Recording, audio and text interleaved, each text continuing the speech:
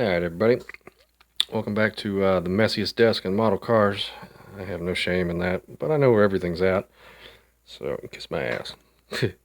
Anyway, what I have here is something that I scored off of eBay. This is going to be my first, there'll be a multi-step project update on this thing as I make it. But this is a AMT Jolly Green Gasser 65 Ford Galaxy kit that I picked up. I got 4 cars off of eBay that came in today. There was this, a 40 Ford Snap Tight that was stamped Fun Dimensions 1977, a mid-80s Thunderbird stock car, and a 64 Impala, the one with the opening trunk that's still readily available.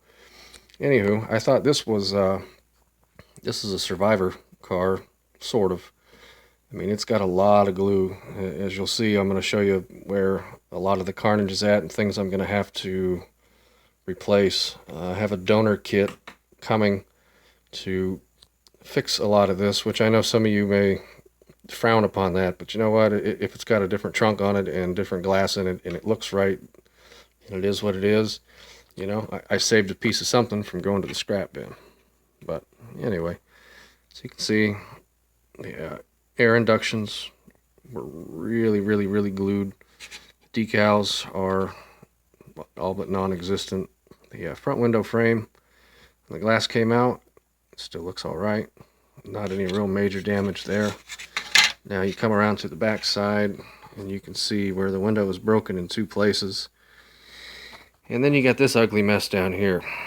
But on the bright side, with that ugly mess, I've got another 65 coming, and I can just graft another piece of that in there if I can't make it work with. I have all the broken plastic that came off of there, but if I can't make that work, I'm going to stick a piece off of a newer one there to save that.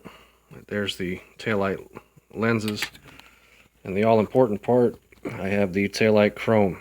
It still hasn't been flashed even. There's still chunks on the side that you can see. There's one ladder bar.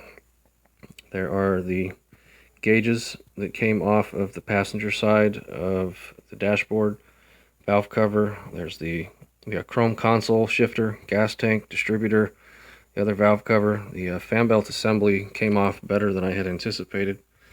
It still kind of broke off, but it'll clean up nice and go back together. The rest of this is it's going to take either some patience on my part to paint it in this condition, or I'm going to have to figure out how to pop it apart, but I think I'll probably just paint it in this condition. But I mean, it's there. There's both valve covers. Over here I've got both carburetors. Here's a piece of the broken plastic from the back of the car, both carburetors, both air ram intakes. Now, I don't know, I need to do some homework and see if that's not the right style of air cleaner for that. If it were a Thunderbolt, but I don't know if that's correct to this kit or not. But I know with the Thunderbolt kit, it would come with the longer oval shaped one where these air inlets that come in through the grill would go in. But then over to, mind you, I've only taken this apart. I haven't cleaned anything up yet. Nothing's gone in the pond. I haven't flashed any of it yet or tried to scrape any of the glue off. That'll give you an idea how long this thing's been sitting. That's all dust. You can see the gas tank bolted on there. Glue.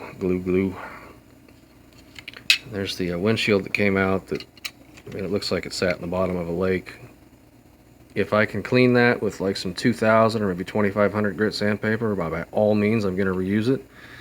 But with the back one being broken, it's probably going to be easier just to put the whole thing in there. But again, I'm going to try to keep this as true to the original as I can.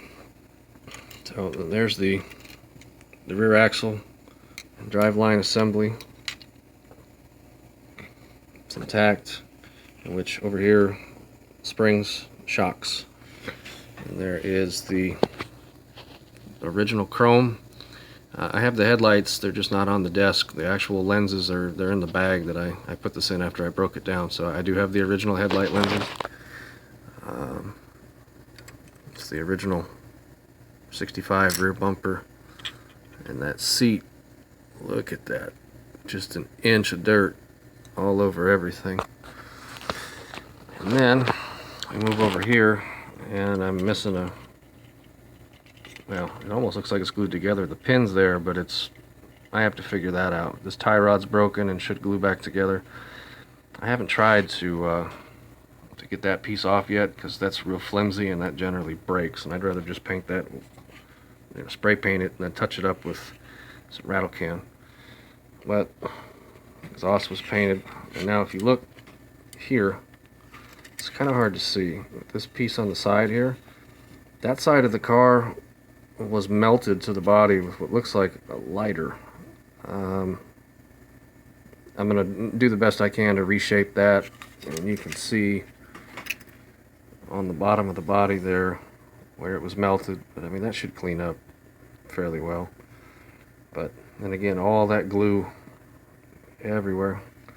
I mean, I'm kind of torn with this being what it is, the Jolly Green gasser, that you know, whether or not I just strip it down with the purple power and throw clear on it to show what it is, or if I actually paint it.